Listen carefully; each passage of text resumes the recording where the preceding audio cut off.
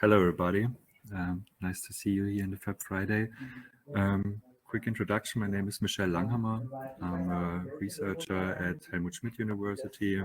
My background is in electrical engineering, automation engineering. And yeah, so my research focus is to distributed and sustainable manufacturing, open source hardware, and also the field of open educational resources. And actually, this was my first paper I was also written with. So I'm a co-author together with Svenja, who's also here in the round, and together with Luisa, Manuel, Tobias, and also Professor Wulsberg, the head of our institute. And the main author is Lennart Hildebrand, who's today not here. And Lennart and me, we presented our paper at the conference. So this is also where the paper was written for. So it's the Conference for Production System and Logistics. And this took place in Vancouver this year. So this was in May. And yeah, so the thinking was just to present you a little bit of our research we are doing in the field of Fab City Hamburg. And the title is, What are the role and capabilities of Fab Labs as a contribution to a resilient city? So insights from the Fab City Hamburg. So it was a little bit to search the intersection between a resilient city and what Fab Labs can contribute to it. The agenda here is like, the derivation of the research topic, why we're doing this, then the methodology, the results, a quick outlook, and then you see at the end the references. Jenny also posted it in the Element chat, so the paper is also available on open access, so you can just read and download it. There are also, I think, 2 or 3 other papers from our colleagues from the Institute. You can also have a look there. Maybe I can later on also put them in the link. So we have also one paper from my colleague JC, who was dealing with distributed manufacturing and a high-level concept for allocation of production facilities within a city, so like a node concept. And also another paper I would like to mention is concerning open source machine tools and the democratization of production with open source machine tools, which was written by Mohammed Omer, also one of my colleagues. Okay, so concerning our paper, a little bit of the introduction. So as we know, the last 2.5 years, we had a couple of events which showed a little bit that our current production system, globalized production system, is a little bit vulnerable. So we took like 2 examples which pointed that out. It was like, one example is the Ever Given accident. So the big ship, when you have the picture in mind, which was stuck in the Suez Canal, and where we saw that our supply chains are very dependent and are very like high protected, and if something occurs here, so a little accident, it has really a big it affects all the chains behind. So here's like one number, like 3 billion euro per day, which were like estimated loss of this whole. This was thunder again here. So about $3 billion losses. So that's like one in our supply chains. And another example we wanted to show here is like the supply we needed during Corona. It was a personal protective equipment, mainly face masks, that there was supply shortage due to high demand of it, sure, and also due to lockdown in the production facilities where the mask was mainly produced in factories in Asia. So here we see also when we have global supply chains and one point in the production facility fails, it has an effect on the whole world and also within the logistics. So when we're transporting our goods from the production to the actual user, if their event occurs, then it's also a big hole within this whole supply chain. So the main message is the current globalized value creation system, supply chain system, is very fragile, vulnerable, and not resilient in this place. What is resilient, on the other hand? So this was only also from Svenja a topic. So we summarized it a little bit. This is really an open term, so it's scientifically not yet like really defined. So we summarized the paper, we found it there into 5 main stages. So one is anticipate. So if a city can foresee external changes, it improves its resilience. We have the prepare phase. So when a city can prepare to upcoming changes, it has foreseen, it is more resilient. Then also to react. So react means on a short notice to external influences. It will improve its resilience. Then we have the phase of adaptation. So adapt means like on long term, if it adapts to external influences, it will improve its resilience. And also then the last phase would be to recover. So when we have like really an effect which goes in a negative way, and then the city has the ability to recover from this external influence, it will also improve its urban resilience. Yeah, so this from an introduction level. Here then on the other side, what are Fab Labs and also what's the Fab City concept? I think mostly everyone here in the round knows it. I will just introduce it quickly. So Fab Lab, the movement started in the early 2000s. We have now nearly 2,500 all over the world. So inside of Fab Labs, we have really like digital production machines. So it's also has here the open production sites as another term for the Fab Labs. And also Fab Labs are used in the past, so also during the Corona phases, to overcome such supply shortages. And in summary, Fab Lab promotes like education, innovation, and production. Production here is also focused on community-based production. So this is also in the literature and the science. What these are the 3 main factors what Fab Labs are promoting. So education, innovation, and production. Fab City, on the other hand, came from the Fab Lab idea and scaled it up to a whole city level or also region level. So a more holistic view on the concept. So we notice the term, everything that a city is consuming, it will also produce by itself. By 2054, sorry.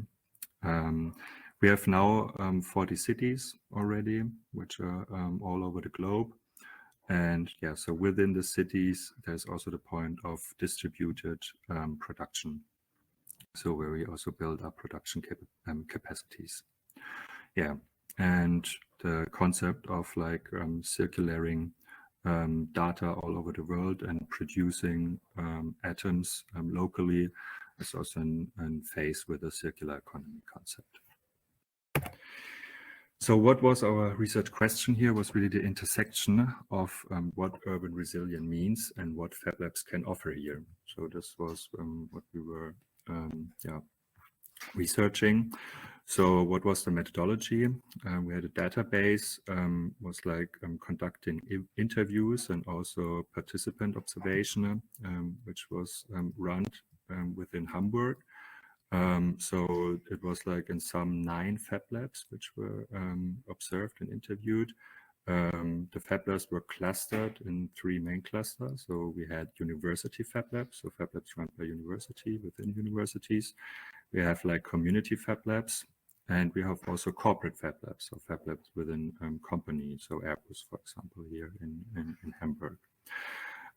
So every Fab Lab was observed. So how they're doing, how they're dealing with production, how they're dealing with engineering and so on.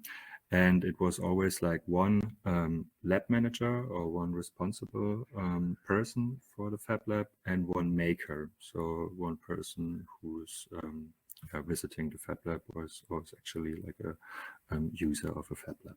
So this was the methodology. This was then the data set. And yeah, so from this data set derives the results and the results. And that's what I want to introduce is like in the main three topics of education, innovation, and production. So what we saw here is like in education support, which Fab Labs are supporting, is mainly knowledge transfer. That's also what we already know. So in Fab Labs are running workshops. Also like in the phases for the resilient, we see here anticipation. So with this knowledge, it's easier for a city to foresee events. And also like the adaptation. So if something happened and we can educate, distribute it within the city can easier adapt to such external factors. So within the workshops, so what are the workshops about? What we saw was like the using of design tools. So like in focus like 3D printing design tools, for example, but also the usage of the machine tools. So we got a knowledge transfer how to design products, systems, and also how you can manufacture them. And not just the manufacturing, but also the assembly to a whole product, or also what we see is like the repair of products. Yes. We also saw like was the design files was mostly open source hardware, so open available files. So this come also along with together, so the Fab Labs and open source design files together, which give this knowledge transfer. So the benefits is like what we have also like based on open source is like this open knowledge so open knowledge, but we can just access. So on the digital sphere, on the internet, we can access this open knowledge, and we have also in Fab Labs like experienced people where we can build on. So it's really like the transfer of experienced people and the transfer of digital information, which is openly available. What we have here also with the workshops is like application-oriented learning. So really we have a use case, we have a problem, and we learn the skills directly concerning to this problem, to this application that we want to solve. And what we can also see is like what we can use also in the meaning of resilience to adaptation is like we have a demand-driven upskilling. So we can really like when we need this, we can upskill our citizens in Fab Labs and see them also then when we need them as workforces or to produce them, products, to manufacture products. In this case, like the real use case was here face shields, which were produced within Hamburg for the hospital year, because there was no face shields and there was a time where it was a high demand. So it was produced directly, for example, at the Helmut Schmidt University in the university-driven Fab Lab, and the production, there was really a batch size which was fulfilling the demand here. We have also limitations. Sure, we cannot everything produce or educate within the Fab Lab. So the limitation is here the complexity level. So we cannot like transfer knowledge in high complexity. One is like really the limited time span. So those workshops are taking place. So mostly 1 day, 2 day, maximum a week. So within this time span, you cannot transfer to complex topics. And the other limitation was also it's like single workshops. So it's not like you have in school or in university where you're really like getting the knowledge and learning it again and again. So it's really like you go to a workshop, and then if you don't use this knowledge, then the knowledge will get away. So that's like the limitations on the education side. Next point, innovation support. So what we also saw and know, like in the Fab Labs, it's like the capacities concerning rapid prototyping. So mostly also 3D printer as a use case. So this rapid prototyping capacities are supporting the innovation process. Even we have innovation consultants. So what we have also in the Fab Labs in companies. Or we have also community-driven innovation. So it's again like experienced people gather together and give you the experience and give you the skills to innovate actually. So here we have in the resilient perspective like the preparation and also the reaction. So reaction when you need to innovate a new product, which is specifically for your demand in a time of a crisis or of external influences. Then we have here the capacities. Here again, like open source hardware is also one advantage, is like you can redesign already existing components and adapt it to your needs. So benefits: adoption of open accessible designs to local requirements, and also to the rapid prototyping capacities for try and error new designs. So you can really like quickly design and produce your ideas. Limitation, again, complexity. So the products, because we see it also in the next step, is like the depth of production, which is limited. So this also limits the prototype complexity or the product complexity. And what we also hear is like the dependency of existing communities. So if you just go to a Fab Lab and there's nobody, there's no community, this innovation phase and this innovation cycle wouldn't take place so fast. Production support as the last results. So here, what we also see mainly in the production side is the capacities for. Okay. It's like production through small-scale production facilities and machine tools. So here we can also react again with this capabilities and capacities we have. And we have production sovereignty. So really, again, these dependencies within the global supply chains. Here we have like the sovereignty because we have the production capabilities within a city. And what you also saw is like the interoperability of CAD/CAM engineering tools. So this also mainly like open source software tools using in those Fab Labs. So we're also not depending on software licenses within this engineering tool chain. So this gives us also like interoperability and also again like sovereignty on the digital level. So benefits: here we have the capacities to do like spontaneous or like event-based production. So with this capability and with this capacities, we can conduct event-based productions. And we have here a high flexibility because we have this different machines. We see it on the other slide where we have listed the machines which are available within Hamburg, and this offers us the flexibility. Again, limitation is like the capacity is not like we have it in a real factory level. Sure, I think we all know that. And it's like what I said before, the depth of production. So that means in German Wertschöpfungstiefe, Produktionstiefe. So we cannot produce like really complex products. Because of the capacities of the machines and also of the capabilities. So we have like a limited spectrum of capability here.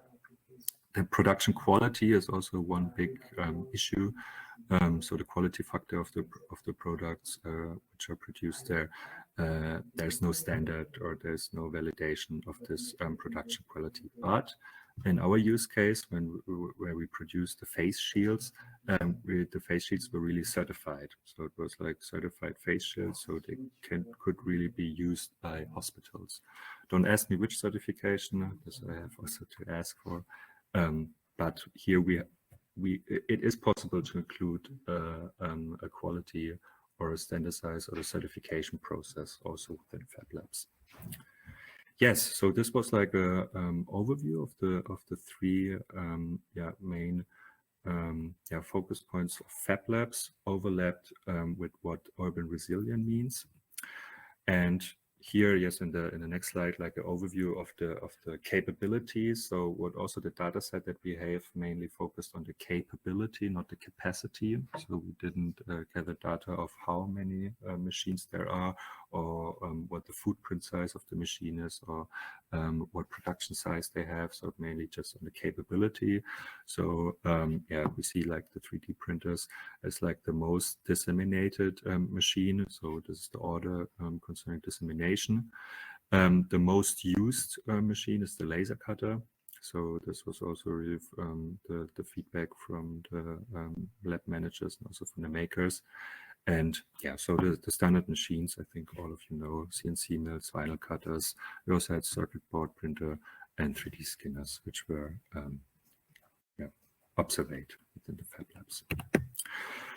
So what we see here in the next steps, so outlook. One point is like also in the research, there is not the resilient city. So we don't have like the optimum, so we can just always reach nearly an optimum, but there will never be the resilient one. But to optimize this grade of resilience, like we see 4 points here, also within the research agenda. That's like concerning the production, so product design and production. So here is the usability of machines. So when we are improving the usability of the machines, so more and more people can really use these machines, and also the phase of the interacting or the entry phase within a Fab Lab can reduce, and really the usability is improving. Also collaboration, what we saw here right now, or in the time when we gathered the data, that there was nearly no collaboration between the Fab Labs. So there is not a network within Hamburg. So every Fab Lab is like working for themselves. So this also one point, like to build up a network. So that capabilities can be shared or capacities can be shared within this Fab Lab network. Then the field of education. So here you see like what can influence local neighborhoods and also communities. So on the long term, because what will be when everyone can really educate or use this education capacities in Fab Labs? What influences has this on the neighborhood or the community? Then the finance sector. So mainly we have on, I'm missing the English word, ehrenamtlich. So when you're not getting money for your job. So this is mainly what we have right now. So this would be interesting to have new funding models. So funding models also for the machines within Fab Labs, but also for the steps. So for the people who are actually working within the Fab Labs. And yeah, so further sectors would be like, what impact does it have on sectors? So for example, the healthcare sector, what we have as one use case, what we saw like with the face shield, but also like waste management. So when we think of circular economy, what impacts do we have here? Or also food is like one sector interesting, but also other like transport, like energy and so on would be interesting to see here what factors it has. Yes, so that was it. Here's like a picture of Leonard and me, because we presented this in Vancouver. So this is also the original presentation of Vancouver. I didn't adapt anything. And yeah, here you have some references using in this slide. The other references you see in our paper. So thank you for listening.